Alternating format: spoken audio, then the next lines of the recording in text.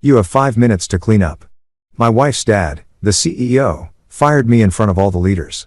I left and said, thank you. Immediately after that, 22 top coworkers stood up one by one, quietly following me. He laughed arrogantly until the legal director panicked and said, call a lawyer now. Look, I've sat through a lot of pointless meetings in my career. The kind where someone uses synergy unironically and everyone nods like they're not screaming internally. But this particular Tuesday morning meeting, this was different. This was the kind of meeting that gets turned into a LinkedIn cautionary tale, except nobody believes it actually happened because it's too brutally stupid to be real. The boardroom smelled like a department store cologne counter had a one-night stand with desperation and poor life choices. You know that specific scent? Overpriced designer fragrances mixed with leather chairs that cost more than my first car and the underlying musk of corporate egos so inflated they could float the Thanksgiving Day parade. I was sitting there minding my own business reviewing quarterly projections that I'd stayed up until 2:00 a.m. perfecting when Richard Calloway decided to make his grand entrance. Richard Calloway, my father-in-law, the CEO. The man who once told me at Thanksgiving dinner that he saw potential in me. Right before asking me to pass the gravy like I was the help, he strutted into that boardroom like he owned the place, which to be fair, he technically did, but with the kind of energy that suggested he thought he owned all of us, too. His face was already that particular shade of red that meant someone had either challenged his authority or served him decaf instead of regular. Spoiler alert, it was about to get redder. He didn't ease into it. No. Good morning, team. Or let's discuss some concerns. Nope. Richard Calloway slammed his palm on that mahogany table so hard I'm pretty sure the wood developed PTSD and he barked. And I mean full-on German Shepherd energy here. You have 5 minutes to clean up your desk. 5 minutes like I was some unpaid intern who'd accidentally forwarded the CEO's angry rant email to the entire company listserv like I hadn't spent the last 6 years building the infrastructure that kept this place running like I was a stain on his precious conference table that needed immediate removal before the important guests arrived. The silence that followed was the kind you feel in your bones. 12 executives sat frozen, their expensive pins hovering over their leather portfolios like they'd been hit with a pause button. Someone's coffee cup made this tiny clink against a saucer. And it sounded like a gunshot in the quiet. I could practically hear everyone's internal screaming. That desperate mental calculation of do I look at him? Do I look away? Do I check my phone and pretend I didn't hear that? Here's what I didn't do. I didn't argue. I didn't stand up and launch into some passionate defense of my record, my achievements, my late nights, my sacrifices. I didn't beg. God, I definitely didn't beg. I'd watched too many people try to cling to positions they'd already lost, scrambling for dignity while it slipped through their fingers like water. That wasn't going to be me. Instead, I smiled. Not a big smile, nothing theatrical, just a small, knowing smile. The kind that says, okay, I see exactly what game we're playing here. And, buddy, you have no idea what you just started. I stood up slowly, deliberately, like I had all the time in the world, which was ironic considering I'd just been given exactly 5 minutes. I started packing my notes, not frantically, not with the desperate energy of someone who's been humiliated. Methodically, calmly, I took my quarterly reports, the ones that showed a 340% increase in efficiency in my department. I took my project plans, the ones that mapped out the next 3 years of development. I took my team evaluations, the documents that proved every single person in my department was performing at or above expectations because I actually gave a damn about developing talent. The whole time, Richard stood there like a peacock who'd just displayed his feathers, clearly expecting me to crumble, to gravel, to ask for another chance. His smirk was the kind of self-satisfied expression you see on people who've never actually been challenged in their entire lives. The kind of look that screamed, I win. Without understanding what game we were even playing. I zipped up my leather portfolio, a gift from my wife. Actually back when she still believed her father's company was a meritocracy and not a nepotism factory with a corporate charter. And I turned to face Richard directly. The executives were all staring now, some pretending to scribble notes like they were courtroom stenographers documenting a historic trial. Others just frozen in the awkwardness of witnessing someone's professional execution. Thank you, I said. 2 words. Quiet, sincere, even. Not sarcastic, not bitter, just, thank you. The silence somehow got louder. It's a weird thing, silence getting louder, but it absolutely did. It was like the entire room collectively inhaled and forgot how to exhale. Some of the executives literally blinked in confusion, their brains trying to process why the guy who just got fired was expressing gratitude. A couple of them glanced at each other with that look. You know the one that did that just happen? Look that people get when reality takes a left turn into the bizarre. Richard's smirk widened. He thought he'd broken me. He thought my calm was surrender. My thank you was admission of defeat. My lack of resistance was proof that he'd been right all along to cut me loose. He probably imagined himself telling this story at the country club later. How he'd cleaned house, made the tough decisions, showed everyone who was really in charge. He had absolutely no idea. No clue that my smile wasn't defeat. It was the opening move in a chess game. He didn't even know we were playing. No understanding that my thank you wasn't gratitude for the job I just lost, but gratitude for the freedom I'd just gained. No comprehension whatsoever that in trying to humiliate me, he just handed me the perfect exit from a company I'd been planning to leave anyway, complete with witnesses, documentation, and a severance package he'd somehow forgotten to calculate properly. As I walked toward the door, portfolio under my arm, I caught sight of my reflection in the glass wall. I looked calm, professional, maybe even a little relieved. Behind me, Richard was already moving on, probably planning his next power play, already dismissing me as yesterday's problem. But some of the smarter executives, they weren't smiling anymore. Karen Briggs from legal looked like she'd just watched a car crash in slow motion. Marcus Chin from finance had gone pale. Even Peterson from operations, who usually had the emotional range of a brick wall, looked concerned. They knew something Richard didn't. They knew that firing your chief technical officer in front of the entire executive board with witnesses without proper procedure or documentation wasn't just bad form. It was a legal nuclear bomb with a very short fuse. And me, I was already counting down to detonation. I wish I could tell you I had planned what happened next. I wish I could say I orchestrated some brilliant master plan where I knew exactly how the dominoes would fall, that I'd strategically positioned my chess pieces for maximum dramatic effect. But honestly, I was just trying to get to the elevator before my poker face cracked and everyone saw how much my hands were shaking. The walk from the boardroom to my office should have been a walk of shame. You know that horrible corridor traverse where everyone pretends not to stare while absolutely staring. Where people suddenly become fascinated with their computer screens, where the hushed whispers follow you like a bad soundtrack. That's what Richard expected. That's what he wanted. Me slinking away with my tail between my legs while he stood victorious in his glass tower, king of his little corporate kingdom. Except the universe had other plans.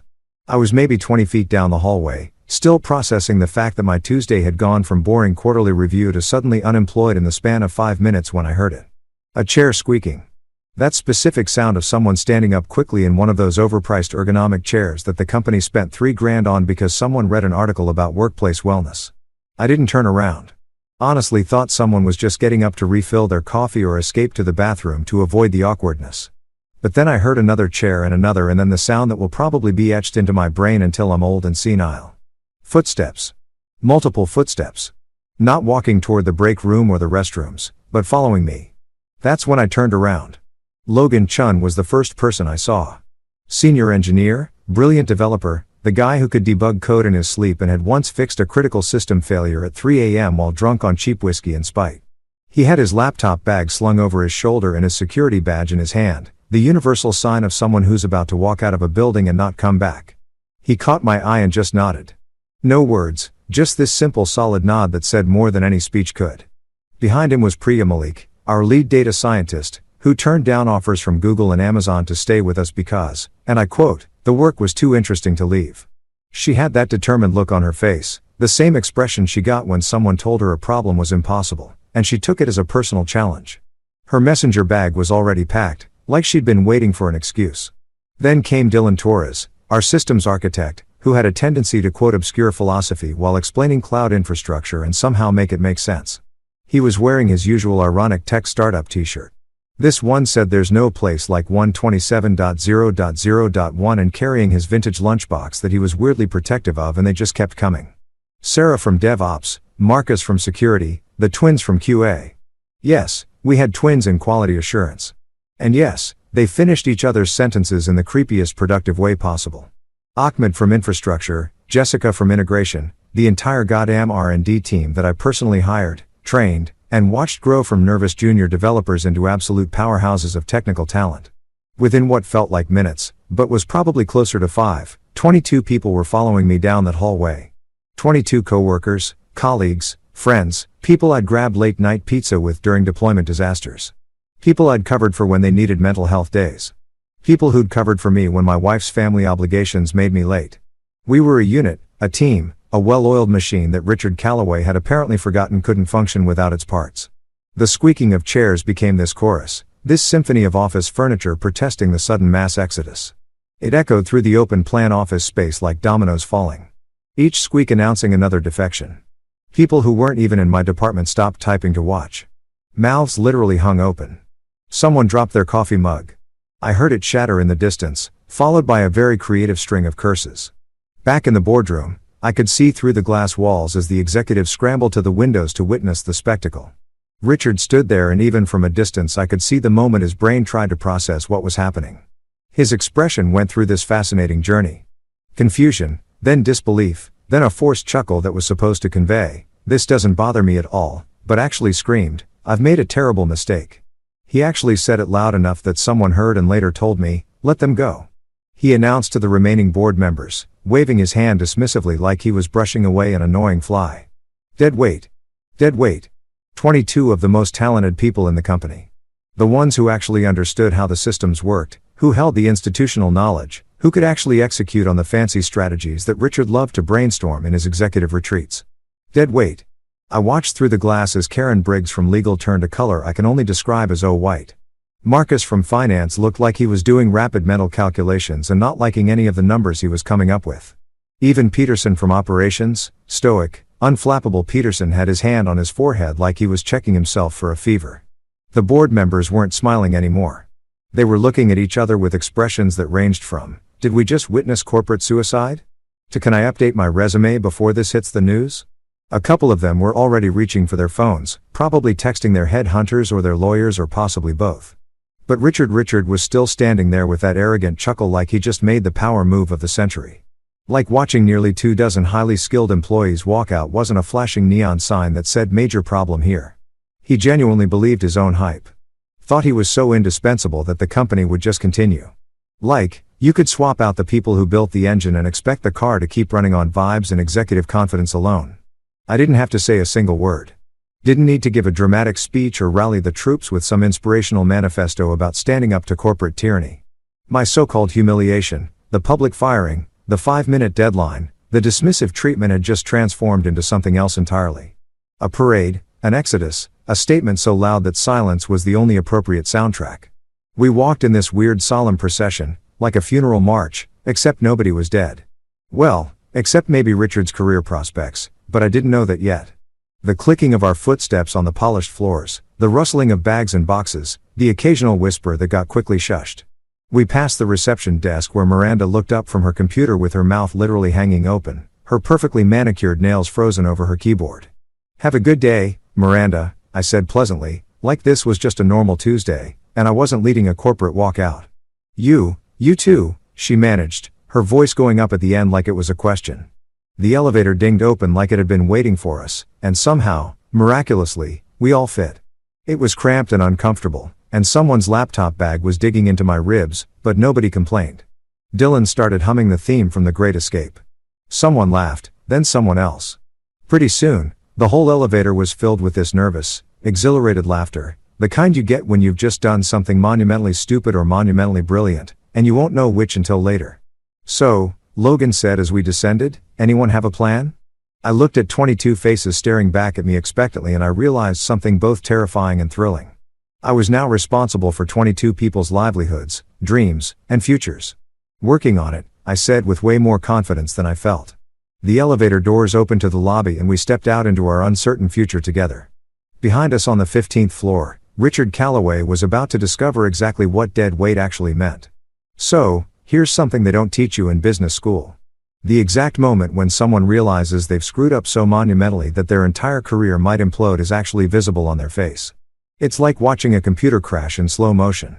First, the screen freezes, then you see that little spinning wheel of death, and then everything just stops. That's what happened to Karen Briggs. Karen Briggs was the legal director at Apex Nova. And if you've ever met a corporate lawyer who takes their job seriously, you know the type. She was the woman who read every contract like it was the Dead Sea Scrolls, who color-coded her file folders by threat level, who had probably never gotten a parking ticket in her entire life because she calculated the exact legal ramifications of every action before taking it. She wore power suits that cost more than my monthly rent and drank these organic green smoothies that looked like liquefied lawn clippings, but apparently cost $18 each. I found out later because office gossip travels faster than fiber optic internet that Karen had been sitting in that boardroom during my firing sipping her disgusting health drink, probably mentally reviewing some contract dispute or patent filing. She wasn't paying full attention to Richard's little power play. Why would she? CEOs fired people all the time. It was practically a Tuesday tradition. But then she saw us leave. 22 people walking out in formation like some kind of corporate protest march. And something in her lawyer brain went, wait a minute. According to Dylan, who heard it from Marcus, who heard it from his girlfriend who worked in HR, Karen literally choked on her smoothie. Like full-on coughing, sputtering, green liquid probably coming out of her nose situation. She slammed her folder shut with enough force that several executives jumped and she snapped. And I mean snapped with the energy of someone who just watched a train derail in real time. Call a lawyer. Now, the irony of the lawyer telling people to call a lawyer was apparently lost on everyone in that moment. Richard's face, according to multiple witnesses who delighted in describing it to me later, went through an entire journey of human emotion in about 3 seconds. First was confusion, that scrunched up look people get when they're trying to figure out why everyone's suddenly panicking. Then came the constipation phase, which I can only assume meant realization was trying to break through, but was getting stuck somewhere in his executive ego. His mouth opened and closed like a fish that had just been informed the ocean was actually a very bad place to live. What are you talking about? He apparently said, which is rich coming from the guy who just publicly executed someone's career without checking the fine print. Karen, bless her legally paranoid heart, was already speed walking toward the HR office in her 3-inch heels, moving faster than I'd ever seen a person in business formal attire move without technically running. She burst through the HR department doors like a SWAT team member breaching a building. Except instead of tactical gear, she was wearing Armani and carrying a leather portfolio that probably cost more than my car.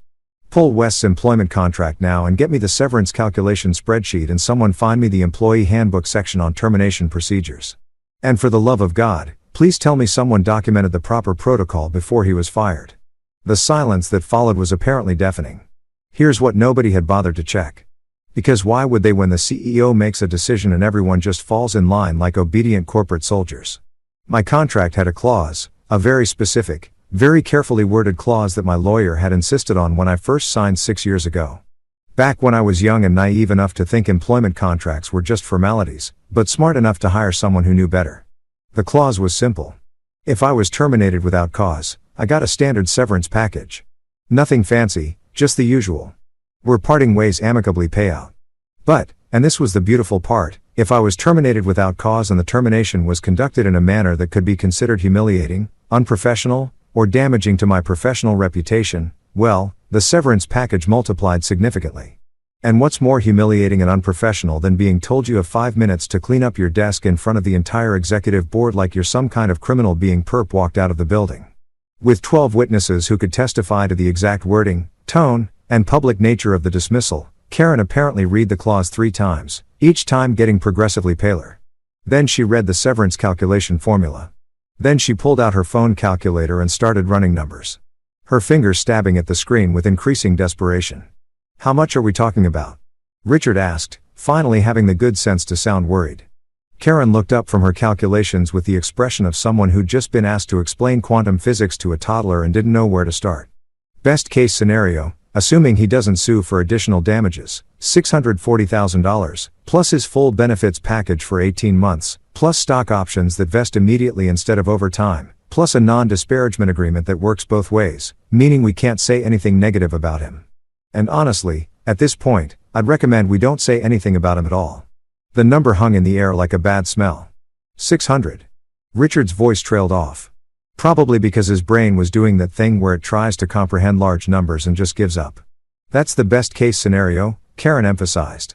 And I imagine she was doing that thing lawyers do where they speak slowly and clearly like they're addressing someone who might be slightly concussed. Worst case scenario, he lawyers up, sues for wrongful termination, hostile work environment, intentional infliction of emotional distress, and damage to professional reputation. We have 12 witnesses who saw you humiliate him. We have, however, many employees just walked out with him as evidence of company culture problems. We have social media where this is probably already spreading because, someone in that boardroom is texting their contacts right now. She wasn't wrong about that last part. My phone had already started buzzing in my pocket, but I was too busy processing my newfound unemployment to check it. Plus, Karen continued, really warming up now. apparently enjoying watching Richard squirm in the hell of his own creation. Those 22 employees who just walked out. If they claim constructive discharge, meaning they felt forced to leave because of hostile management practices, we could be looking at 22 separate legal actions, and at least half of them probably have similar contractual protections because you insisted on using the same contract template for all senior technical staff. I found out later that Marcus from finance actually had to sit down during this conversation because he was doing rapid mental math about what this would do to the quarterly earnings report. Spoiler alert, it wasn't good. But he said, "Thank you." Richard protested weakly, grasping at straws like a drowning man reaching for a pool noodle. "He thanked me. Doesn't that show he accepted the termination gracefully?" Karen actually laughed. It wasn't a happy laugh. It was the kind of laugh you hear from someone who's watching a house burn down. And the homeowner is asking if the garden hose might help. That shows he's smart enough not to lose his temper in front of witnesses, which actually makes him more credible if this goes to court. A judge is going to see a man who kept his composure during a humiliating public termination. And then they're going to see the CEO who created that humiliating public termination. And guess which one looks more sympathetic? The boardroom had gone from triumphant corporate efficiency to legal disaster zone in approximately 15 minutes. Some of the executives were already making excuses to leave. Prior commitment. Another meeting. Sudden onset explosive diarrhea. Okay, maybe not that last one, but they were definitely fleeing the scene like rats abandoning a sinking ship. Richard slumped into his expensive leather chair, the same chair he'd been standing next to when he delivered my 5-minute ultimatum. His arrogant smirk had been completely replaced with something between panic and denial. That special look people get when they're trying to convince themselves that maybe it's not as bad as it seems, while simultaneously knowing it's probably worse. "What do we do?" he asked quietly. Karen closed her folder, straightened her suit, and delivered the kind of line that probably echoed in Richard's nightmares for weeks afterward. "We call our insurance company, explain that we need to activate our directors' and officers' liability policy and pray they don't laugh us off the phone. Then we call your personal attorney. Then we draft a very generous severance offer and hope he takes it before he talks to his own lawyers." She paused at the door, green smoothie abandoned on the conference table. "And Richard, next time you want to fire someone for dramatic effect, maybe run it by legal first." The door clicked shut behind her with a finality that sounded expensive. You know that feeling when you walk out of a building and the sunlight hits you and for a second you can't tell if you're about to have a complete breakdown or the best day of your life? Yeah, that's where I was at. Standing in the parking lot of Apex Nova with 22 other people who just collectively decided that career suicide was preferable to another day under Richard Culloway's thumb. The funny thing about corporate office buildings is that they're designed to be intimidating. All that glass and steel and architectural posturing, like they're trying to say, "Look how important we are," while simultaneously making you feel like an ant approaching a shoe. But from the parking lot, squinting up at the 15th floor, where I could still see figures moving behind those expensive floor-to-ceiling windows. The building just looked small, fragile, even. We stood there in this weird cluster, 23 people in business casual attire having a collective "what the hell did we just do" moment. Nobody was talking. We were all just kind of existing in this bubble of shock and adrenaline and probably some deeply suppressed panic about mortgages and car payments and whether our health insurance was still active. Logan broke the silence first. "So that happened?" "That definitely happened," Priya confirmed, adjusting her bag strap like she was trying to ground herself in physical reality. Dylan was staring at the building with this expression I'd seen before. The one he got when he was processing something complex and his brain needed a minute to compile. "Did we just, are we unemployed now? Is that what just happened? Because I have student loans and a cat with kidney disease and I'm not emotionally prepared for unemployment." "Your cat has kidney disease?" Sarah from DevOps asked, momentarily distracted from our collective crisis. "That's what you're focusing on right now?" Dylan shot back, but he was almost smiling. And that's when I heard it, a slow clap. One person clapping deliberately, each clap echoing across the parking lot like some kind of sarcastic movie soundtrack. We all turned to see who was mocking our corporate suicide pact, ready to defend our admittedly questionable life choices. It was Miguel from facilities. Miguel, who'd been working at Apex Nova for probably 15 years, who knew where every pipe and wire and structural weak point in the building was located, who'd saved the company's ass more times than anyone could count when the AC died during summer or the heating failed in winter. He was standing by the loading dock in his maintenance uniform, work gloves tucked into his belt, and he was clapping. Not mockingly, genuinely. "About damn time someone stood up to that pencho," Miguel called out, switching from his slow clap to actual applause. "I've been watching him treat people like garbage for years. You all got balls. I'll give you that." Then someone else started clapping. Jennifer from the mail room, who had always been nice to because being nice to mail room people is both basic human decency and also smart strategy when you're waiting on important documents. She was grinning like she'd just won the lottery. He made me cry in front of the entire shipping department last month. She yelled, still clapping, called me incompetent because a package was delayed. It was delayed because of a hurricane in Florida, which last I checked, I cannot control. More people were emerging from the building now, not executives. They were probably still upstairs doing damage control or updating their LinkedIn profiles. But the regular folks, the people who actually made the company function while management took credit and cashed bigger checks, security guards, administrative assistants, people from accounting who looked thrilled to have drama that didn't involve spreadsheets. Someone whistled. You know that two-finger whistle that sounds like you're calling a really well-trained dog? Except this was celebratory, supportive, the kind of whistle you hear at concerts or sporting events when something awesome happens. And then Tommy, the janitor who worked the day shift and always had earbuds in while he cleaned because he was apparently working his way through every podcast about true crime ever recorded, raised his mop. Literally held it up like a flag or a sword or some kind of revolutionary symbol. The mop head was dripping slightly. Definitely not optimal for dramatic gestures, but the intent was clear. Solidarity, he yelled, apparently having listened to some podcasts about labor movements in addition to the murder ones. I couldn't help it. I started laughing. Not the nervous kind of laughter from the elevator, but genuine full-belly laughter that felt like it was releasing about 6 years of accumulated stress and frustration. And all those times I'd bitten my tongue in meetings where Richard said something monumentally stupid and everyone nodded along like he'd just invented fire. Priya was laughing too, tears streaming down her face. Logan had his hands on his knees wheezing. Dylan was making this sound that was half laugh, half sob, which honestly felt appropriate for the situation. I wasn't humiliated. I said out loud more to myself than anyone else, but everyone heard it anyway. I'm a legend. Damn right you are, Miguel confirmed, still clapping. The absurdity of the situation was hitting me in waves. This morning, I'd woken up, put on my nice shirt, the one my wife said made me look professional and approachable.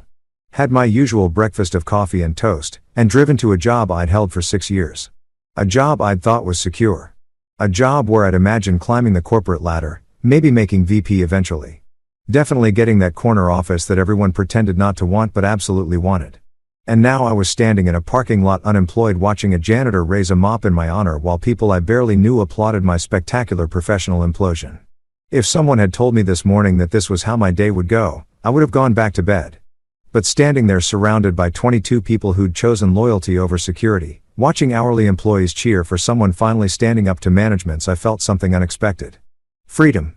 The kind of freedom that comes with burning bridges so thoroughly that you can't go back even if you wanted to.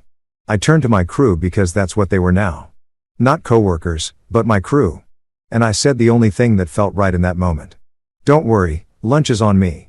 As long as it's the dollar menu. The laughter that followed was genuine warm. The kind of laughter that happens when everyone's in the same ridiculous boat.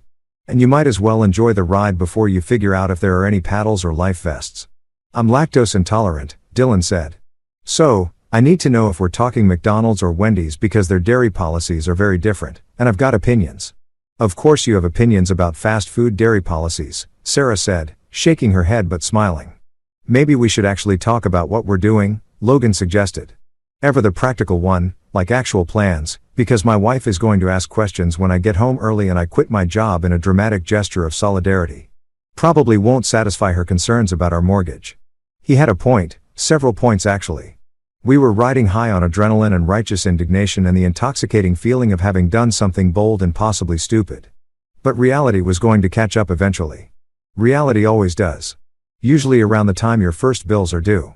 But I looked at these people, brilliant, talented, skilled people who just thrown their professional security into a wood chipper because they believed in something more than just showing up and collecting paychecks. And I felt something click into place. We're going to be fine, I said. And the weird thing was, I actually believed it. Better than fine. Richard thought he was cutting me off. What he actually did was cut off his own oxygen. That company is going to realize very quickly that they just lost the people who actually knew how everything worked. That's a nice inspirational speech, Priya said. But it doesn't pay my rent. Give me a week, I told her. Told all of them. 1 week. I've got contacts. I've got plans. I've got 6 years of institutional knowledge about what that company needs and where they're vulnerable.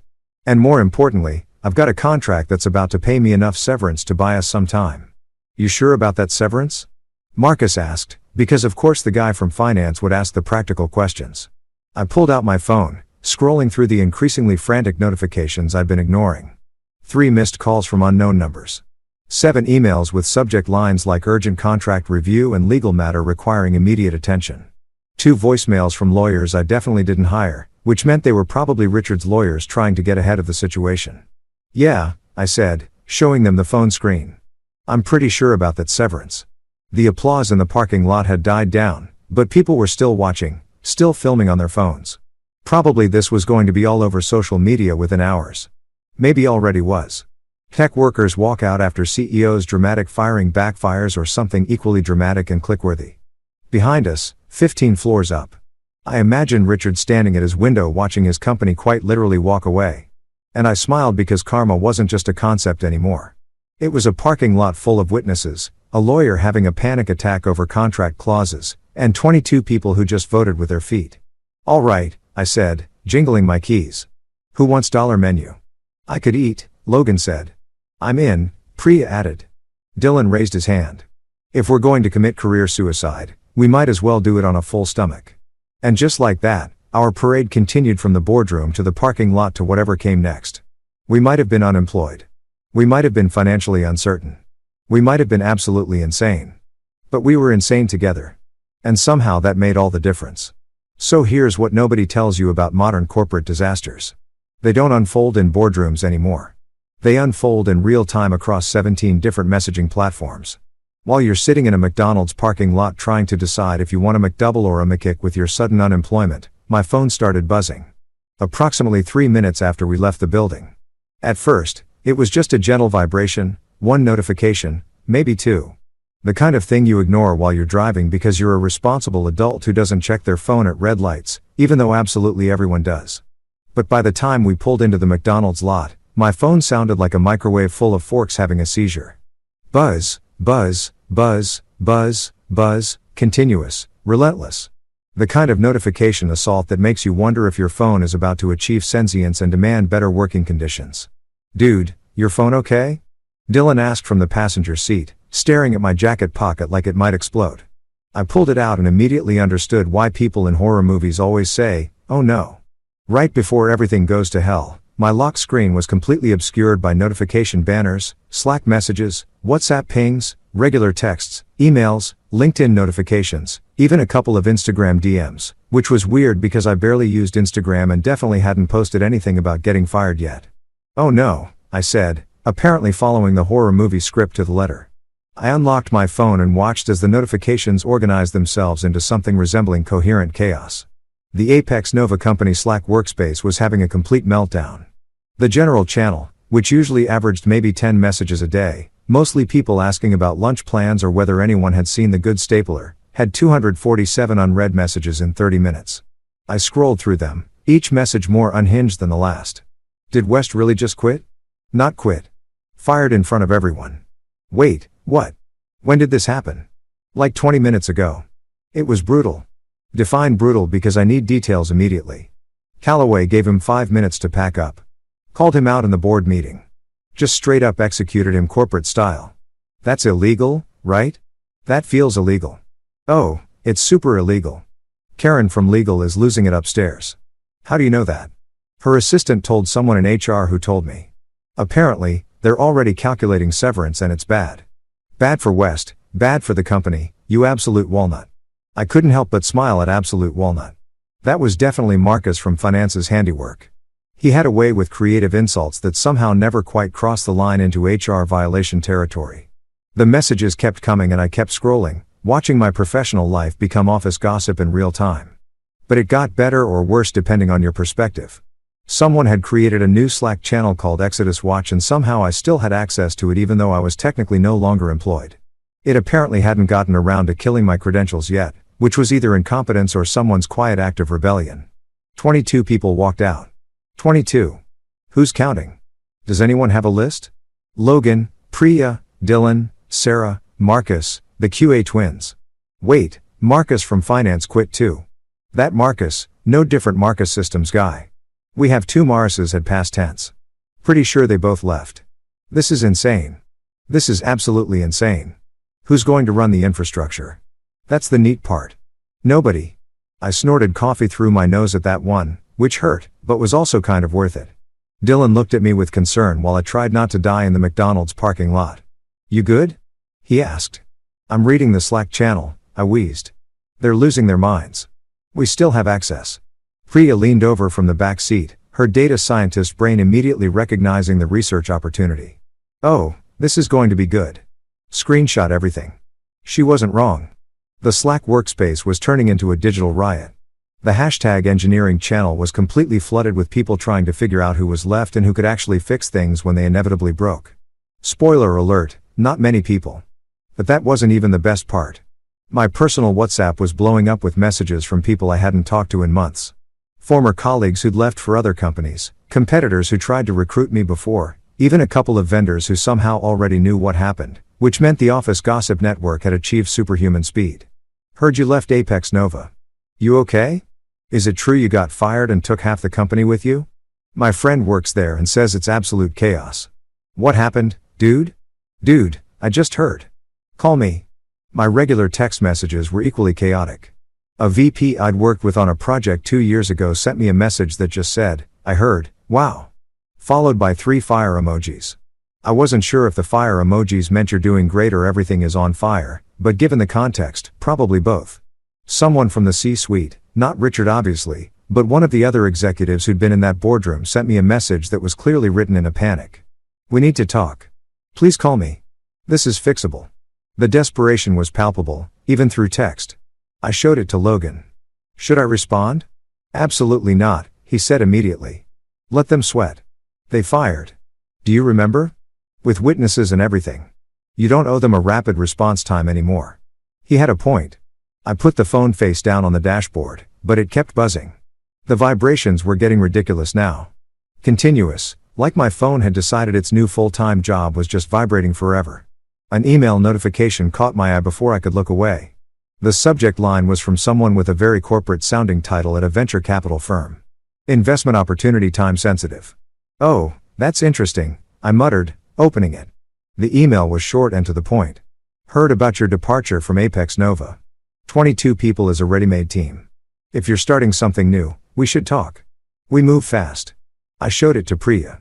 Is this real? This feels like spam. She squinted at the email address, then pulled out her own phone and started typing rapidly. Hang on, let me check. Okay, so this guy is legit. He's a partner at Grady Ventures. They funded like 3 unicorns in the last 2 years. This is not spam. This is a legitimate VC sliding into your DMs because he thinks you accidentally created a startup. I didn't create a startup. I protested. I got fired and people felt bad for me. That's not what this looks like from the outside, Logan said, reading over my shoulder. From the outside, this looks like you staged a dramatic walkout, convinced 22 talented people to follow you, and now you're probably starting a competitor, which, to be fair, we should probably do anyway since we're all unemployed. My LinkedIn was having its own separate crisis. 17 connection requests from people I'd never heard of. 5 messages from recruiters with subject lines like amazing opportunity and your next career move. 3 messages from journalists asking if I'd comment on the situation at Apex Nova. 1 message stood out though. It was from David Chun, the CTO of a major tech company I'd definitely heard of, and it just said, "Coffee this week? I think we should talk." Everyone wants to talk, I said, scrolling through the endless notifications. Why does everyone suddenly want to talk? Because you're valuable, Priya said matter-of-factly. And more importantly, Richard just proved you're valuable by having a complete meltdown when you left. Nothing says this person was critical to our operation quite like watching the CEO panic fire them and then watch the whole team walk. Dylan's phone started buzzing, too. Then Logan's, then Priya's. We all pulled out our phones like some kind of synchronized swimming routine and stared at the matching notifications. Someone had created a group chat, not in Slack. We didn't work there anymore, but in WhatsApp. It was called the dead weight with a weights emoji, and it included all 22 of us who'd walked out. The first message was from Ahmed from infrastructure. So, anyone got a plan, or are we all just vibing into unemployment? Vibing into unemployment is my new band name, Dylan typed back immediately. This is serious, Sarah from DevOps wrote. We all just quit our jobs. Jobs plural with health insurance and 401k matching and that weird free fruit basket on Thursdays. The fruit was always mushy though, someone pointed out. Not the point. I watched the conversation spiral. 22 people simultaneously processing their life choices while also making jokes because that's apparently how tech workers handle crisis situations. Someone sent a gift of a building exploding. Another person sent one of a dog in a burning room saying, "This is fine." Then Jessica from Integration sent a message that made everyone pause. My friend in HR just texted me. Richard is in an emergency meeting with legal and they're apparently trying to figure out how much this is going to cost them. Karen is pissed. How pissed? I typed calling her personal attorney pissed. Updating her resume pissed. Might actually quit too pissed. Another message popped up in the thread. This time from Marcus, the finance Marcus, not the systems Marcus. We really did need to differentiate better. Anyone else getting calls from people still inside? They're saying the quarterly projections are completely screwed now. Something about critical personnel loss affecting investor confidence. Good, Dylan typed. Maybe Richard will learn that calling people dead weight has consequences. My phone buzzed with a new email. Then another, then 3 more in rapid succession. One was from a lawyer offering their services. Another was from a business consultant who specialized in startup strategy. A third was from a commercial real estate agent advertising creative office spaces perfect for new ventures. The vultures are circling, I said out loud. Where the opportunities are, Logan corrected. Depends on your perspective. He wasn't wrong. In the span of 30 minutes, my phone had transformed from a communication device into a live feed of corporate chaos, opportunity, and gossip. Every notification was someone wanting something, information, connection, a piece of whatever was happening. My phone buzzed one more time. Another email. This one's subject line made me actually laugh. Heard about the 5-minute deadline. Let's talk about your 5-year plan. I showed it to the group. Dylan burst out laughing. Priya shook her head with a smile. Logan just grinned. Well, I said. At least someone has a sense of humor about all this. My phone vibrated again and again and again. The explosion was just beginning. There's a specific kind of dread that comes with pulling into your driveway in the middle of a workday when you're supposed to be at the office. It's the same feeling you got as a kid when you were sent home from school early and knew you'd have to explain to your parents why you were home at 1 p.m. on a Tuesday. Except now you're an adult. And instead of explaining why you got in a fight on the playground, you're about to explain why you're suddenly unemployed because your father-in-law is a vindictive egomaniac. My wife Camilla's car was in the driveway. Of course it was. She worked from home most days doing something with digital marketing that I pretended to understand but honestly couldn't explain if someone put a gun to my head. Something about brand strategy and social media engagement and metrics that apparently mattered to someone somewhere. I sat in my car for a solid 3 minutes, engine off, just staring at our front door like it might suddenly become less intimidating. It didn't. Behind me, I could still hear my phone buzzing from inside my bag. The digital chaos hadn't stopped. It was just muted now. Somewhere in that bag, 22 people were probably still sending messages. Lawyers were drafting documents. And the corporate gossip mill was grinding out new updates about the Apex Nova implosion. But right now, I had to face my wife and explain why I was home at 2 p.m. on a Tuesday with no job and a severance package that might or might not materialize depending on whether her father's lawyers were as incompetent as her father. I walked in. The house smelled like the lavender candle Camilla insisted on burning, even though I'd told her 1,000 times it made the place smell like a funeral home.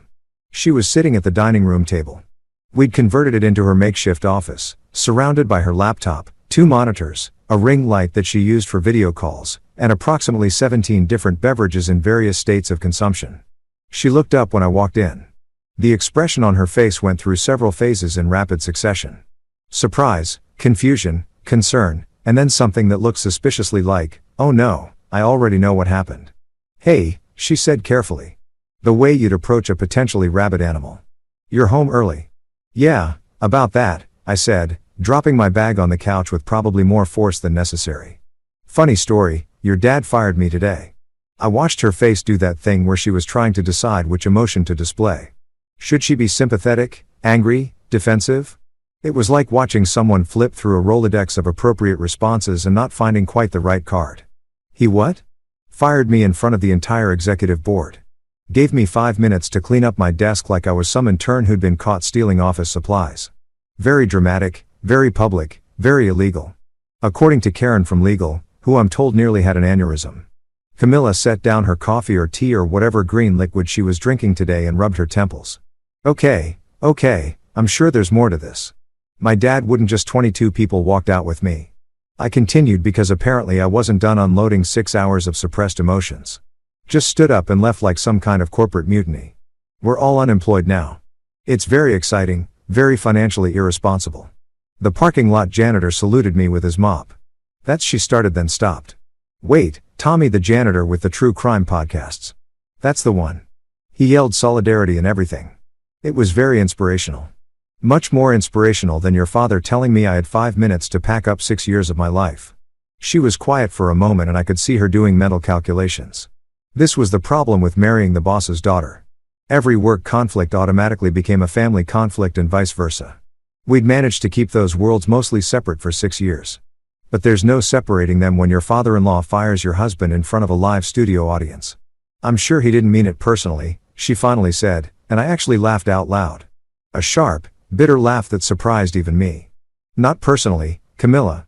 He told me to clean up my desk like I was a janitor who'd gotten caught with his hand in the till in front of 12 executives. After 6 years of making that man look good by actually delivering on the promises he made to investors. Not personally, right? He's been under a lot of stress lately. She tried again, shifting into defense mode.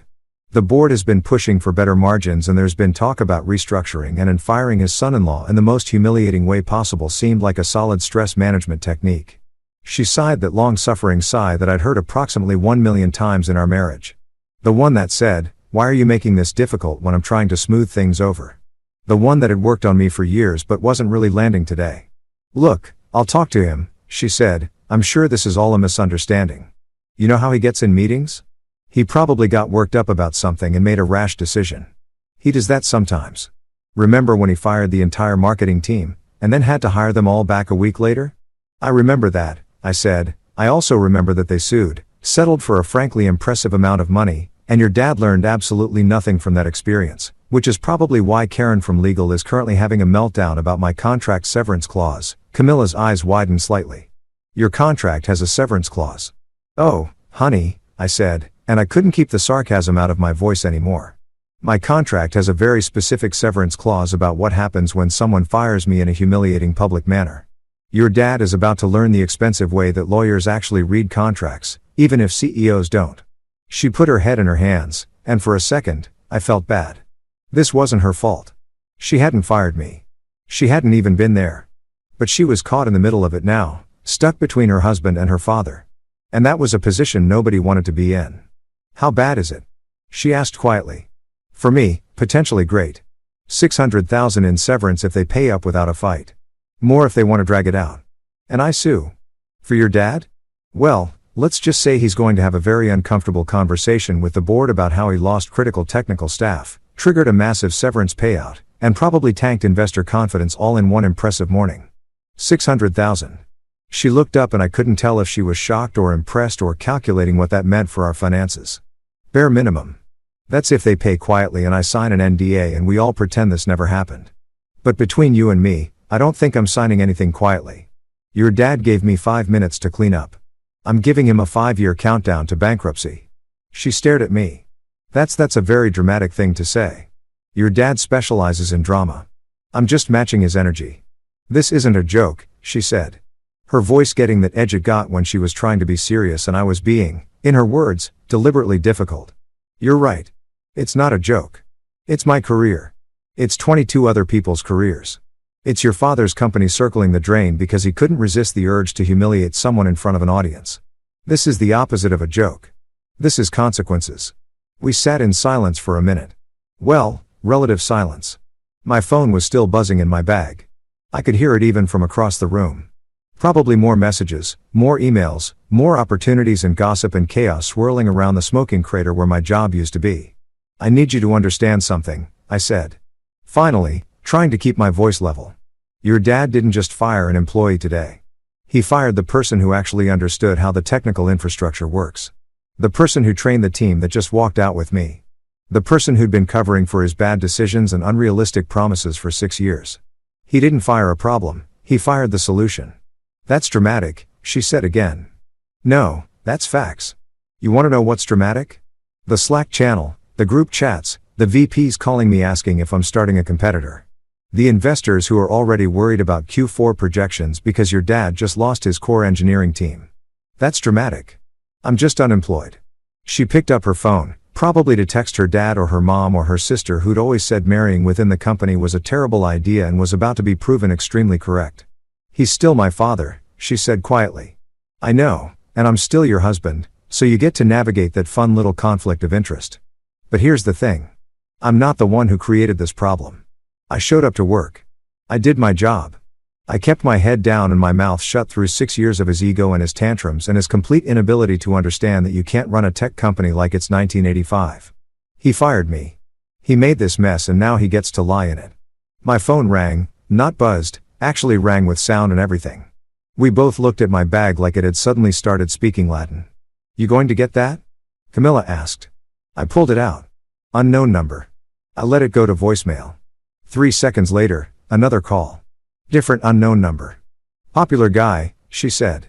And there was something in her voice I couldn't quite read. Apparently, unemployment looks good on me, I said. Venture capitalists want to fund whatever I do next. Recruiters want to place me. Journalists want to interview me. Your dad's competitors probably want to hire me just to piss him off. It's been a very eventful afternoon. Are you enjoying this? She asked, and there was genuine confusion in her voice. Was I? I took a second to actually think about it. Was I enjoying watching my father-in-law's company implode? Was I enjoying the chaos and the attention and the sudden realization that maybe I was more valuable than I thought? Was I enjoying the freedom of not having to deal with Richard Callaway's garbage ever again? Yeah, I said, honestly, I think I am. She didn't say anything to that. Just looked at me like she was seeing someone she didn't quite recognize, which was fair because I didn't quite recognize myself either. The guy who'd walked into that boardroom this morning, ready to present quarterly reports, was gone. In his place was someone who'd learned that sometimes burning bridges creates enough light to see new paths. My phone rang again. I looked at the screen. This time, I recognized the number. It was Logan. I need to take this, I said. Of course you do, Camilla replied, turning back to her laptop. I walked outside to answer, leaving my wife in our lavender-scented house to figure out how to tell her father that his dramatic firing had backfired spectacularly. Sometimes family dinners are just going to be awkward. Might as well embrace it. Here's something they don't teach you in business school. Investors are like sharks. Not in the predatory sense, though that too, but in the can smell blood in the water from miles away sense. And Richard Callaway had just opened a vein in the middle of the ocean while wearing a suit made of chum. I found out later through a glorious combination of office, gossip, leaked emails, and one very drunk former colleague who called me at 11 p.m. that the investor meltdown started approximately 4 hours after I left the building. 4 hours, that's all it took for the news to spread from internal drama to call an emergency board meeting immediately. Apparently, Marcus Chun from finance, who I'd always suspected had a direct line to at least 3 board members, sent what he probably thought was a discreet email to his contact about personnel changes affecting quarterly projections. Except Marcus, bless his spreadsheet-loving heart, couldn't just say, we might have a problem. He had to quantify it with numbers and graphs and a projected revenue impact analysis that apparently made multiple investors choke on their overpriced lattes. The email somehow got forwarded, then forwarded again, then screenshot and posted in a private investor Slack channel that I definitely wasn't supposed to know existed, but did because Dylan used to date someone in investor relations who still felt guilty about how that ended. By Wednesday morning, investors were storming Richard's office like it was Black Friday, and he was selling discounted PlayStations. I heard about it from Sarah, who heard about it from her friend in HR, who'd been pulled in to coordinate meeting rooms because apparently every conference room in the building was suddenly booked with urgent investor relations meetings. The glass-walled fishbowl offices on the executive floor, usually reserved for private conversations that people absolutely tried to lip-read from outside, were full of men in expensive suits gesticulating wildly, while Richard sat there looking like he just realized his parachute was actually a backpack full of bricks. You should see it. Sarah texted me with a photo she definitely wasn't supposed to take. It's like watching a nature documentary. Here we see the CEO in his natural habitat, surrounded by angry investors who just realized they backed a company run by an egomaniac with the business acumen of a potato. The photo showed Richard at his desk, surrounded by at least 6 people I recognized from the board. His usually perfect hair looked like he'd been running his hands through it repeatedly. His tie was loosened. He looked tired in that specific way people look when they've been up all night Googling how to fix catastrophic business decision and finding no helpful results according to my sources. And I had multiple sources now because apparently everyone still employed at Apex Nova wanted to keep me updated like I was watching a really engaging reality show. The investors had 3 main concerns. 1. Where the hell was the core technical team? 2. Who was going to maintain the existing infrastructure? 3. What the actual was Richard thinking? To be fair, that third one wasn't phrased quite so bluntly in the official meeting notes, but the sentiment was clear. Investors tend to get testy when their portfolio companies spontaneously combust due to CEO ego problems. Richard, to his credit, tried to bluff his way through it. This was a man who'd spent his entire career believing that confidence could compensate for competence, and old habits die hard. According to Miranda, the receptionist, who'd apparently developed a new hobby of eavesdropping and reporting back to anyone who'd listened, Richard started the meeting with his usual bravado. "Gentlemen," he'd said, because of course he'd started with gentlemen, even though at least 2 of the board members were women. "I understand your concerns, but I assure you this is simply a restructuring opportunity. We're eliminating dead weight and positioning ourselves for a more efficient future." Dead weight. He'd actually said it again. The man had learned nothing. Jennifer Morrison, one of the board members who'd made her fortune in enterprise software and had exactly zero tolerance for apparently interrupted him before he could continue his inspirational speech about efficiency and paradigm shifts.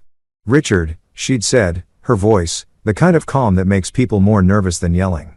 "You didn't eliminate dead weight. You eliminated the 22 people who actually understood how your platform works. That's not restructuring. That's amputation without anesthesia." The silence that followed was reportedly spectacular. "We can replace them," Richard had protested. And I imagined him doing the thing he did with his hands when he was nervous, straightening his cufflinks repeatedly like they were going to save him from accountability. "The talent market is full of qualified candidates. We'll hire fresh talent, younger, hungrier, cheaper. This was from David Park, another board member who'd been relatively quiet until that moment. "We're not running a lemonade stand. Richard, you can't just swap out senior engineers like they're interchangeable parts. These people had institutional knowledge. They understood the architecture. They knew where all the bodies were buried. Metaphorically speaking, I hope we have documentation," Richard said.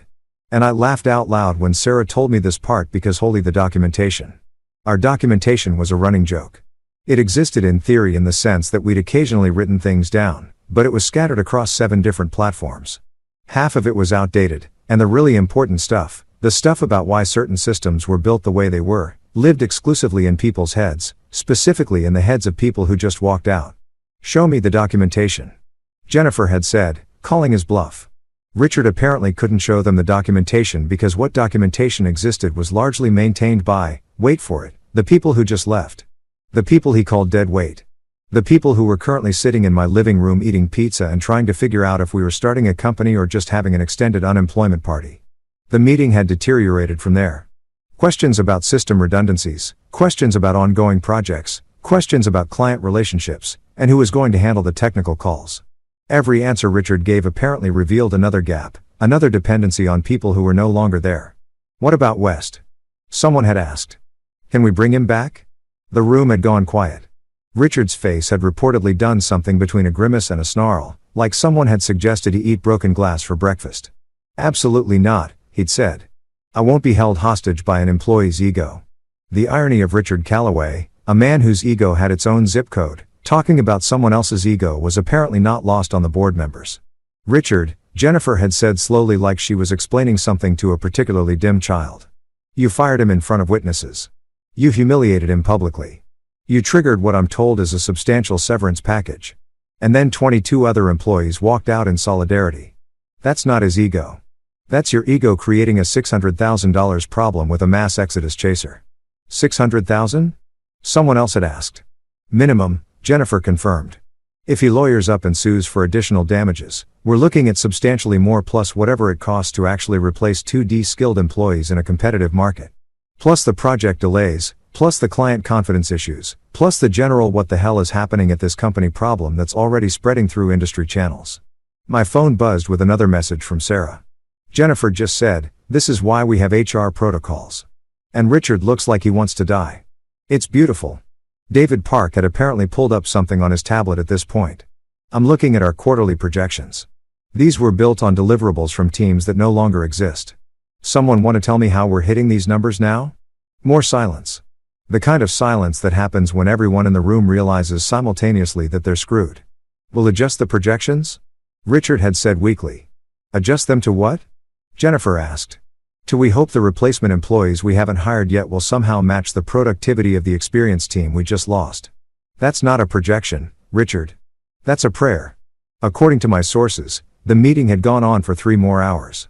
3 hours of investors systematically dismantling every assumption Richard had made about the company being able to function without us. 3 hours of spreadsheets and scenarios and increasingly panicked questions about legal liability. 3 hours of Richard's confident facade cracking like cheap paint on a sinking ship. By the end of it, the board had apparently given Richard an ultimatum. Fix this or start updating your LinkedIn profile.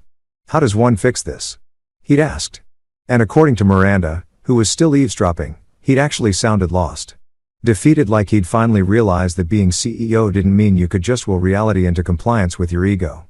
You could start, Jennifer had said, by calling West and apologizing, offering him his job back with a substantial raise and a seat on the executive team, hoping he doesn't laugh in your face. And then hoping he can convince even some of those employees to come back. I can't do that, Richard had said. Then I hope you have a solid backup plan, David had replied. Because I'm looking at our stock price right now and the market is already reacting to rumors about the walkout. We're down 7% since this morning. My phone buzz. Sarah again. He looks like he's going to throw up. This is the best Wednesday I've had in years. I sat there in my home office. Technically the spare bedroom where I'd set up a desk. Reading these updates and feeling something I hadn't expected. Not satisfaction exactly, but vindication. Richard had spent 6 years treating people like replaceable cogs in his personal empire-building machine. Now he was learning the hard way that some cogs are load-bearing and removing them brings down the whole structure. My phone rang. Unknown number again. I was getting like 30 calls a day at this point from investors, recruiters, journalists, and probably a few people who just found my number and wanted to hear the gossip firsthand. This time, I answered, Mr. West, this is Catherine Rodriguez from Pinnacle Equity. We're one of the primary investors in Apex Nova. She paused. I was wondering if you had time for a very frank conversation about your future plans. My future plans, I repeated slowly. Specifically whether those plans include starting a competing company, because if they do, we'd like to discuss moving our investment portfolio accordingly. I smiled. Richard was in his office right now, probably still being grilled by investors, still trying to convince them that everything was fine, that he could fix this, that the company would survive. And here I was getting calls from his own investors asking if they should abandon ship and fund whatever I did next. Karma wasn't just a concept anymore. It was a phone call on a Wednesday afternoon from someone offering you money to compete against your father-in-law. I think I do have time for that conversation, I said. Behind me, I could hear Camilla in the other room, probably on the phone with her father, probably trying to smooth things over like she always did. But some things were beyond smoothing over. Some bridges once burned light up the whole sky. There's a specific tone that lawyers use when they know they've lost before the conversation even starts. It's not quite begging, too professional for that, but it's definitely in the neighborhood of please God, let this person be reasonable because I do not want to go to court over this. It's the legal equivalent of showing up to a gunfight with a butter knife and hoping nobody notices. Richard's lawyers finally called me on Friday, 5 days after the firing. 5 days during which I'd received approximately 73 calls from various interested parties, started preliminary conversations with 3 different venture capital firms, and watched from the sidelines as Apex Nova stock continued its slow-motion nosedive into penny stock territory. I was sitting on my back porch drinking coffee that I'd actually had time to make properly instead of the usual gulp it down while running to meetings routine when my phone rang with a number I didn't recognize again. I almost didn't answer. Unknown numbers had become exhausting, but something made me pick up. Mr. West. The voice on the other end was male. Professionally pleasant in that way that sounds like it's been practiced in a mirror. This is Robert Halloway from Halloway Banks & Associates. We represent Apex Nova in legal matters. Of course you do, I said, taking another sip of coffee. Let me guess. Richard finally realized he stepped on a landmine and you're the poor bastard who has to defuse it. There was a pause. A long one. The kind of pause that happens when someone's carefully prepared script gets thrown out the window by the other person's complete lack of interest in playing along. Yes. Well, Robert cleared his throat. We'd like to discuss a resolution to the recent situation. Situation, I repeated. Is that what we're calling? Your client publicly fired me in front of witnesses and triggered a severance clause he didn't bother to read. A situation? Another pause. I was starting to enjoy these pauses. Each one felt like a small victory. Mr. West, I understand you may feel some frustration about how your termination was handled. Frustration? I interrupted. That's an interesting word choice. You know what else is interesting? The fact that it took you 5 days to call me. 5 days during which your client has been hemorrhaging employees, investors, and credibility. 5 days during which I've had time to talk to my own lawyer, who by the way was very excited about my contract clause. Used words like textbook case and slam dunk. He doesn't even like basketball, so that's saying something. I could hear papers rustling on the other end. Robert was probably looking at his notes or maybe the contract or possibly his own resume because this call wasn't going well for him. "We're prepared to offer you a severance package," he said, trying to regain control of the conversation. "A generous one, in exchange for signing a mutual non-disclosure agreement and a non-disparagement clause." "How generous?" I asked, even though I already knew what the contract said. I'd read it approximately 40 times in the last 5 days. My lawyer had read it. My wife had read it, though she'd made unhappy sounds the whole time. Even Logan had read it, and he'd literally fistped when he got to the public humiliation multiplier clause. $640,000, Robert said. And I could hear him trying to make it sound like he was doing me a favor. Plus 18 months of benefits continuation, plus immediate vesting of all outstanding stock options. It's a very fair offer. Fair, I said. You keep using these interesting words. Fair would have been not firing me in front of 12 witnesses.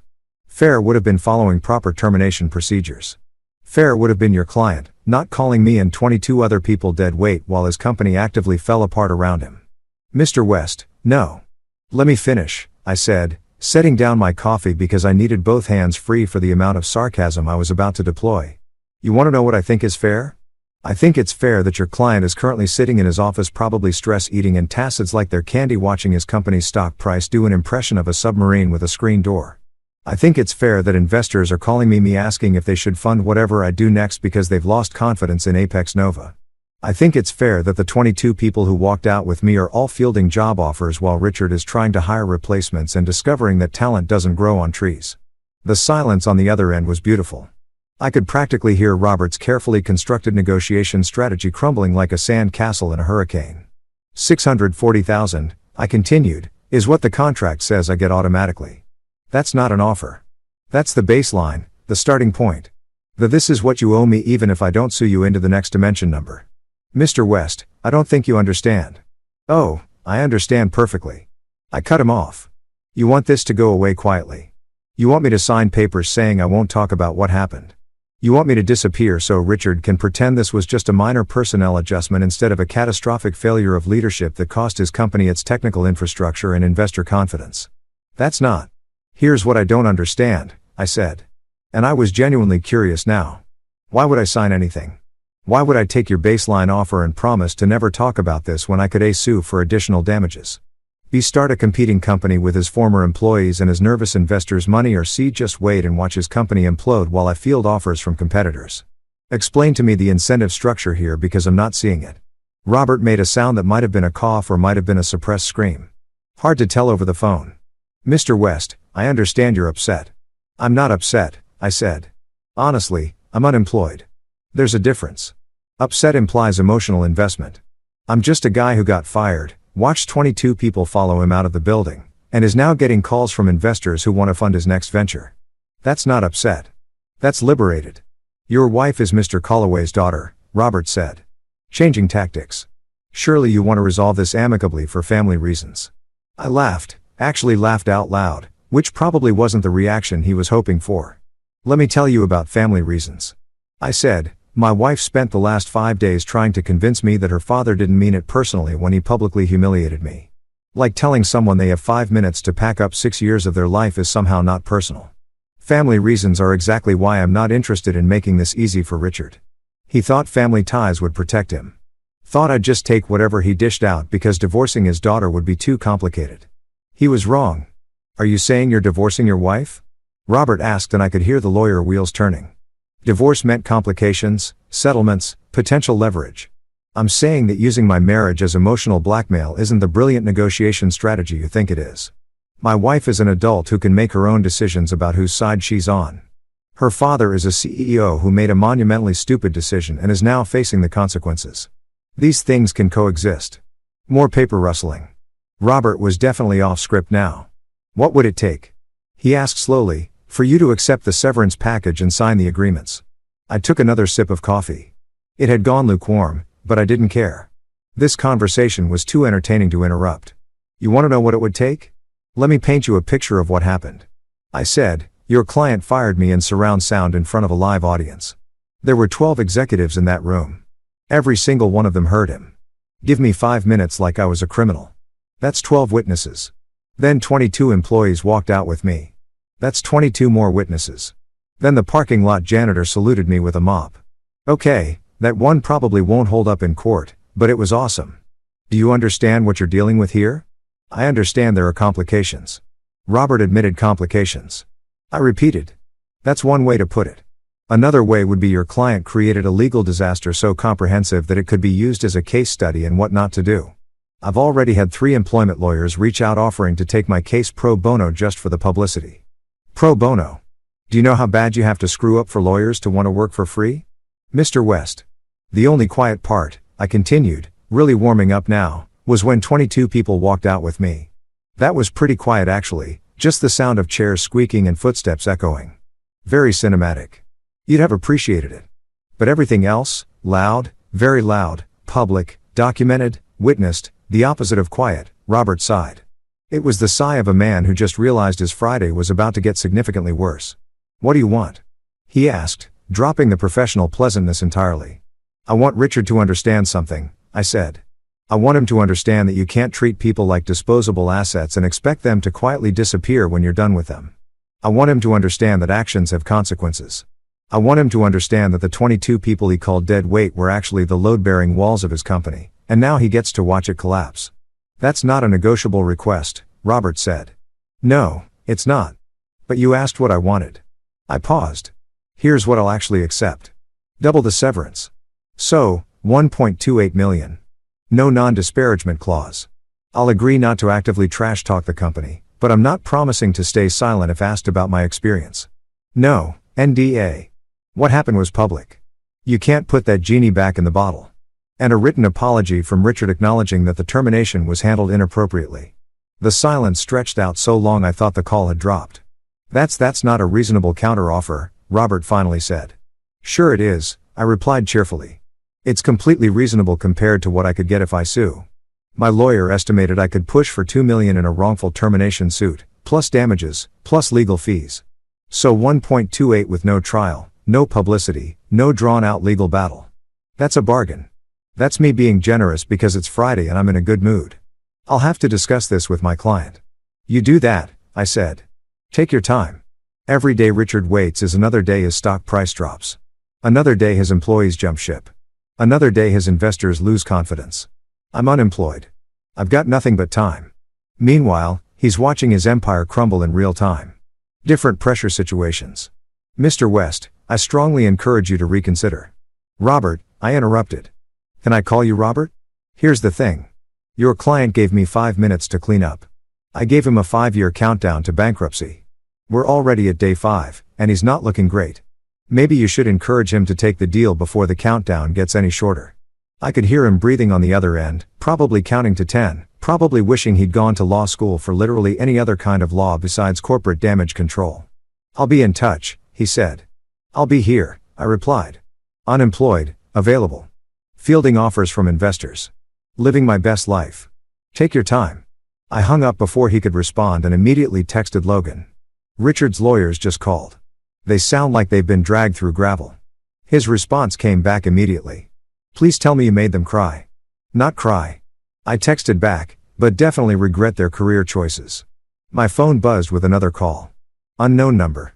Probably another investor, another recruiter, another opportunity growing in the fertile soil of Richard Callaway's spectacular failure. I answered with a smile. Unemployment never looked so good. Within a week, we had an office space. And when I say office space, I mean a dingy warehouse in the industrial district that smelled vaguely like old pizza and broken dreams. The lights flickered like they were sending Morse code distress signals. The bathroom door didn't lock properly. There was a mysterious stain on the carpet that nobody wanted to investigate too closely. But you know what? It had heart. It had character. It had significantly cheaper rent than anything in the business district where Apex Nova lorded over everyone from their glass tower. The 22 who'd followed me out weren't just co-workers anymore. They were co-founders, partners, the core team of something that hadn't quite been born yet, but was definitely gestating. We stood in that warehouse on Monday morning looking at the flickering lights and questionable infrastructure, and someone, I think it was Dylan, said what we were all thinking. This is either the best decision we've ever made or we're all going to be living in our parents' basement by Christmas. Why not both? Priya replied, and everyone laughed because gallows humor was pretty much our brand now. We called ourselves Nova Forge. The name came from a late-night brainstorming session where we were all slightly drunk on cheap beer and the intoxicating possibility of actually pulling this off. Nova because we were rising from the ashes of Apex Nova. Petty, yes, but satisfying. Forged because we were building something new, something better, something that didn't involve Richard Colloway's ego making decisions. Our slogan, we don't fire family in 5 minutes. Logan designed a logo on his laptop while sitting on a folding chair because we didn't have actual office furniture yet. It was simple, a hammer striking an anvil with sparks flying upward. Cliché, absolutely, but it looked good on the business cards that Priya ordered before we even had business to put on cards. The investors signed on faster than Richard could say low-hanging fruit. Remember Catherine Rodriguez from Pinnacle Equity? She'd been so impressed by my phone negotiation with Richard's lawyer, which had somehow leaked because nothing stays secret in the tech world, that she'd fast-tracked our funding application. We had our first term sheet within 72 hours. Our first actual check cleared before the end of the week. $2 million in seed funding. Not bad for a company that consisted of 23 unemployed people in a warehouse with questionable electrical wiring. Is this real? Sarah asked, staring at the funding confirmation email on her phone like it might disappear if she blinked. It's real. I confirmed. We're actually doing this. We had contracts lined up before we even officially opened for business. Turns out when you fire your entire technical team, those clients who depended on that team start looking for alternatives. And when those alternatives include the exact same people who used to serve them, just under a different company name. Well, that's what we call a seamless transition. 3 of Apex Nova's biggest clients reached out within the first week. Not to Apex Nova, to us, to Nova Forge. They'd heard through the grapevine, the very active, very gossipy tech industry grapevine, that we were starting fresh and they wanted in before Richard's company completely imploded and took their projects down with it. We weren't just surviving, we were thriving, and we were doing it in a warehouse that smelled like regret and ambition. 2 weeks, that's all it took for the headlines to start rolling in like a tsunami of Schadenfreude. Apex Nova implodes after mass walkout. Tech company loses core team. Stock plummets 40%. CEO's 5-minute firing triggers corporate exodus. My personal favorite was from TechCrunch. How to destroy your company in 5 minutes. A case study. The stock didn't just drop, it plummeted, nosedived, did that thing where financial analysts start using phrases like catastrophic loss of investor confidence and systemic failure of leadership. 40% in 2 weeks. I'd seen crypto crashes that were more stable, but the stock price was just the opening act. The real show was the lawsuits, plural, multiple, a veritable parade of legal actions that made Karen Briggs from legal probably regret every career decision that led her to Apex Nova. Shareholders filed a class action suit, claiming mismanagement. 3 major clients sued for breach of contract when their projects collapsed without the technical team to support them. 2 former employees who'd been fired before me. Apparently, Richard had a pattern came forward with their own wrongful termination claims, smelling blood in the water. And then there was my lawsuit. Well, not quite a lawsuit. Richard's lawyers had come back with a counter-offer to my $1.28 million demand. They'd offered $900,000 and looked like they were in physical pain doing it. I'd accept it, not because I needed to be generous, but because watching Richard write that check was more satisfying than dragging it out in court. Sometimes revenge is better served quickly while it's still hot and painful. The press conference happened on a Thursday, 2 weeks and 3 days after the 5-minute deadline that started everything. I stood on a small stage in our dingy warehouse. We'd cleaned it up considerably, added some lighting, made it look almost professional, flanked by my 22 co-founders. The local tech media had shown up in force. So had some national outlets. Bloomberg, Forbes, even the Wall Street Journal sent someone, probably because watching a CEO self-destruct in real time was apparently newsworthy. Richard was having his own press conference at the same time. I'd heard about it through the grapevine. His PR team had apparently insisted he address this situation publicly, try to control the narrative, reassure investors that everything was fine and the company was pivoting toward a stronger future. All the usual corporate crisis management buzzwords that nobody believes, but everyone expects you to say anyway.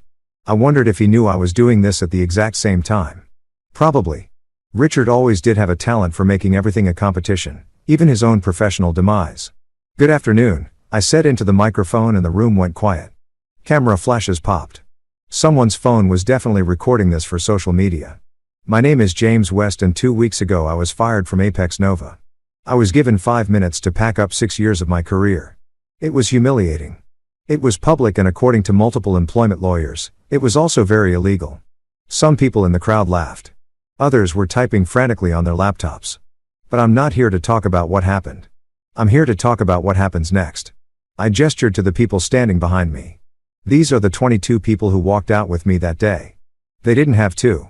They had mortgages, families, student loans, cats with kidney disease. Dylan grinned at that reference. They left anyway because they believed in something more important than job security. They believed in loyalty, in respect, in the idea that people shouldn't be treated like disposable assets. I paused, letting that sink in. Today, I'm proud to announce the launch of Nova Forge. We're not just a company. We're a statement. A statement that says you can't fire your way to success. You can't humiliate people and expect them to quietly disappear. You can't call 22 talented individuals dead weight and expect your company to keep standing. More camera flashes. Someone shouted a question that I ignored because I was on a roll. We've secured $2 million in seed funding. We've signed contracts with 3 major clients. Clients who coincidentally used to work with Apex Nova. We're hiring. We're growing. And we're doing it all in a warehouse that smells vaguely like old pizza, but has more heart than any glass tower ever could. The crowd was eating it up. I could see people smiling, nodding, probably already writing their headlines. To the man who gave me 5 minutes to clean up, I said, looking directly into the nearest camera. Thank you. That's all I needed. 5 minutes to realize I was working for the wrong company. 5 minutes to discover that 22 people valued integrity over paychecks. 5 minutes to start something better. The room erupted in applause. Cameras flashed like a strobe light. Reporters shouted questions. Someone whistled, probably Tommy the janitor, who'd somehow gotten an invite and showed up with his mop like it was a formal accessory. Meanwhile, across town, Richard Calloway was sweating through his own press conference. I found out later that he tried to blame the whole thing on restructuring challenges and personnel disagreements. He tried to spin it as a positive, as an opportunity for fresh talent and new directions. He'd even tried to suggest that my departure was mutual and amicable. Nobody bought it. Not with the stock price speaking louder than his carefully prepared statements. Not with the lawsuits piling up. Not with his former employees literally holding a competing press conference at the exact same time, looking happy and funded and successful while he looked like a man watching his legacy circle the drain. The questions from his press conference apparently got brutal. Mr. Calloway, is it true you called your former employees dead weight? Can you explain why 22 people left simultaneously? How do you respond to claims that your company can't function without the technical team? What's your plan for replacing institutional knowledge? Richard had apparently stammered through answers that satisfied nobody, made excuses that convinced no one, and generally looked like a man who'd finally run out of confidence to substitute for competence. By Friday, the board had called an emergency meeting. By Monday, Richard Calloway was no longer CEO of Apex Nova. The official statement said he was stepping down to pursue other opportunities, which is corporate speak for, we fired him before he could destroy what's left of the company. The irony was delicious. The man who fired me in 5 minutes had just been fired himself, except it took the board about 3 hours of deliberation and probably involved significantly more paperwork and severance negotiations. I hoped his severance package had a public humiliation clause. I hoped someone gave him 5 minutes to clean up his desk. I hoped he understood finally what it felt like. I was sitting in my warehouse office. We'd gotten actual furniture by this point, though nothing fancy when the news broke. Logan burst in waving his phone like he just won the lottery. He's out, Logan yelled. Richard's out. The board fired him. The entire office erupted in cheers. Someone popped champagne, the cheap kind, because we were still a startup. And suddenly, we were having an impromptu celebration in a warehouse that 2 weeks ago had been empty except for dreams and determination. My phone rang. Camilla. I stepped outside to answer. The sounds of celebration muffled behind me. You heard? She said, not a question. I heard. Silence for a moment. Then, are you happy? I thought about it. Really thought about it. Was I happy that my father-in-law had been fired? Was I happy that his company was struggling? Was I happy that everything he'd built was crumbling because of one monumentally stupid decision? I'm satisfied, I said finally. There's a difference. He's devastated, she said quietly. He devastated himself. I replied, I didn't fire him. The board did, his investors did, his own decisions did. I just existed and built something better. Another pause. My mother wants to know if you're coming to Sunday dinner. I laughed. Actually laughed because the absurdity of that question after everything that had happened was just too much. Is your father going to be there? Probably. Then probably not, I said. At least not for a while. Maybe when he's ready to apologize. Actually, apologize. Not the corporate. I'm sorry you felt that way. A non-apology. That might be a long time, Camilla said. I've got time, I replied. I'm an entrepreneur now. I make my own schedule. I could hear her smile through the phone. You sound different. I am different. Unemployment looks good on me. We said goodbye and I stood there for a moment in front of my dingy warehouse, listening to my team celebrate inside, thinking about how 5 minutes had changed everything. 5 minutes had ended my career at Apex Nova.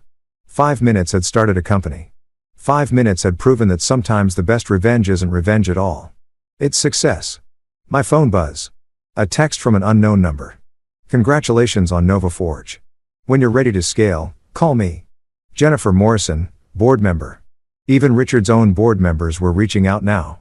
The man had truly scorched every bridge, including the ones he was standing on. I walked back inside, back to the celebration, back to my team, my family, and someone handed me a plastic cup of cheap champagne. Dylan raised his cup for a toast. To Richard Calloway, he said with a grin, for giving us exactly 5 minutes to realize we could do better. To 5 minutes, everyone echoed. We drank cheap champagne in a warehouse that smelled like ambition and possibility. And somewhere across town, Richard Calloway was probably sitting in his expensive house, wondering how it all went so wrong so fast. 5 minutes, that's all it took to end an empire and start a revolution. And I'd do it all over again.